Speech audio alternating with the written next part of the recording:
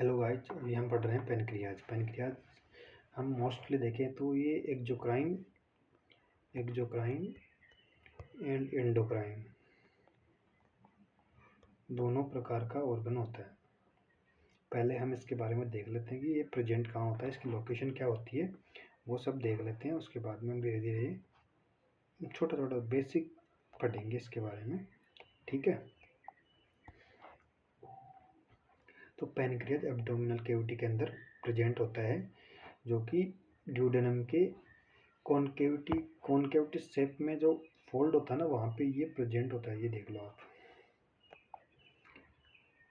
ये है स्टमक हो गया आपका, और स्टमक के अंदर ये होगी ड्यूडेनम। इसको हम यहाँ पे देख लेते हैं अच्छे से। ये अपनी है ड्यूडेनम, यहाँ पे प्रेजेंट है पेनक्रियाज। और हम इसको अगर लोकेशन वाइज देखें तो स्पाइन से रिलेट करके अगर लोकेशन देखें तो इसकी L2 एंड L3 होती है ना, जैसे L1 एंड L2, इनके बीच में ये प्रेजेंट होता है। यहाँ पे होगा लीवर। आप डायग्राम सेकंड के अंदर देखो, जिसके अंदर आपको स्पष्ट रूप से दिख जाएगा कि लीवर भी है, स्टमक भी है, और इनके नीचे पाया जाता है। लीवर और स्टमक के नीचे प्रेजेंट होता है। आप इस डायग्राम के अंदर देख सकते हो अच्छे से। मैं आपको ये रब कर देता हूँ, इस डायग्राम के अंदर आप देख लो, ठीक है। इसके अंदर देखोगे L2 एंड L3 के बीच में यहाँ से आई हुई L4 शुरू, और यहाँ पे T12 जो थोरेसिक की जो भी बोन्स है वो जहाँ पे एंड हो रही है उससे आगे से ये शुरू हो रहा है। पेनक्रियाज की एग्जैक्ट लोकेशन ये हो गई L2 एंड L3 के बीच में प्रेजेंट होता है, एब्डोमिनल कैविटी के अंदर प्रेजेंट होता है। और इसके नियर बाई जो ऑर्गन्स हैं उनके बारे में देख ले सकते हैं, और इसके अंदर कौन सा पार्ट है, और ये किसके द्वारा ड्यूडेनम के अंदर ओपन हो रहा है, ये देख लेते हैं। तो सबसे इसके नियर बाई होता है गॉल ब्लैडर, लीवर। अभी हम देख लेते हैं इसके पार्ट्स देख लेते हैं। पहले तो अगर tail, body of pancreas, head of pancreas, ये तो हो गए 3 पार्ट किसके, पेनक्रियाज के। अब इसकी डक्ट देख लेते हैं कि कौन सी डक्ट इसके अंदर प्रेजेंट होती है। एक तो पेनक्रियाटिक डक्ट, ये हो गई कॉमन बाइल डक्ट। ये 2 प्रकार की मेन डक्ट होती है।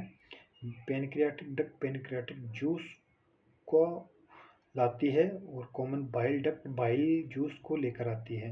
और ये दोनों डक्ट आपस में यहाँ पे कंजॉइंट होकर मतलब एक साथ मिलकर एक डक्ट बनाती है, और उस डक्ट के द्वारा ही अपन यहाँ पे इस डक्ट जो डक्ट बनाती है ना दोनों मिलकर, उसको बोलते हैं हिपेटो पेनक्रियाटिक डक्ट। और इस डक्ट के थ्रू ही यहाँ पे ये खुलती है, यहाँ पे, जिसको बोलते हैं एम्पुला ऑफ वेटर, ड्यूडेनम के अंदर खुलती है। ड्यूडेनम ये हो गई अपनी इंटेस्टाइन का पार्ट होता है। और ये जो ओपनिंग होती है ना, तो ड्यूडेनम के सेकंड पार्ट में जैसे 1 2 3 4 पार्टों में डिवाइड रहता है। नाम आपको अभी नहीं बता देंगे, क्योंकि जो हम डाइजेस्टिव सिस्टम पढ़ेंगे उसके अंदर इनके डिटेल में नाम देख लेंगे। अभी देखते हैं इसके सेकंड पार्ट के अंदर ये हिपेटोपेनक्रियाटिक डक्ट खुलती है। हिपेटोपेनक्रियाटिक डक्ट मतलब ये bile juice and pancreatic juice दोनों का एक साथ सीक्रेशन करवाती है एम्पुला ऑफ वेटर के द्वारा ड्यूडेनम के अंदर, ठीक है। अभी हम चलते हैं नेक्स्ट स्लाइड पे।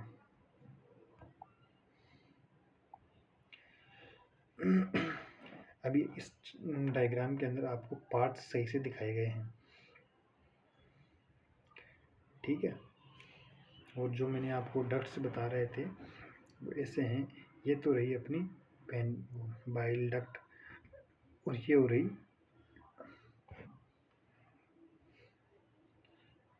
अपनी पेनक्रियाटिक डक्ट, तो दोनों एक साथ मिलकर हिपेटोपेनक्रियाटिक डक्ट बनाती है।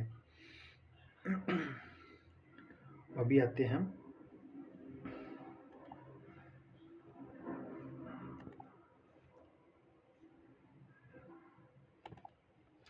अभी हम देख लेते हैं एक्सोक्राइन और एंडोक्राइन पार्ट के बारे में देख लेते हैं पेनक्रियाज के।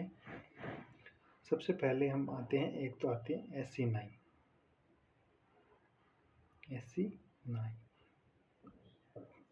दूसरा होता है आइसलेट ऑफ लैंगरहैंस।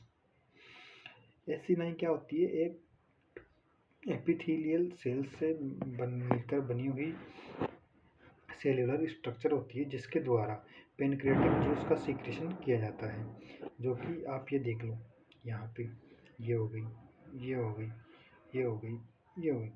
ये ऐसी स्ट्रक्चर्स पाई जाती है जो अपना सीक्रेशंस डायरेक्ट डक्ट के अंदर छोड़ती है।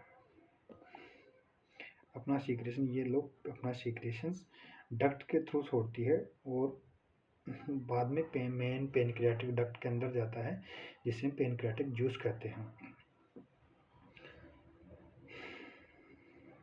इतना समझ में आ गया। अभी आते हैं हम एक्सोक्राइन पार्ट के अंदर, ये जो क्या एंडोक्राइन पार्ट के अंदर। एंडोक्राइन पार्ट के अंदर 3 प्रकार की सेल्स प्रेजेंट होती है इसके अंदर, alpha beta delta. Alpha cells होती है यहाँ पे अल्फा सेल्स है वो तो ग्लूकागोन का सीक्रेशन करेगी, और बीटा सेल्स है वो इंसुलिन का सीक्रेशन करेगी, और डेल्टा सेल है तो सोमेटोस्टेटिन का सीक्रेशन करेगी।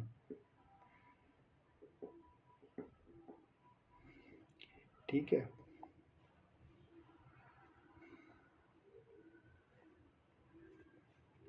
सोमेटोस्टेटिन का सीक्रेशन करेगी। Thank you.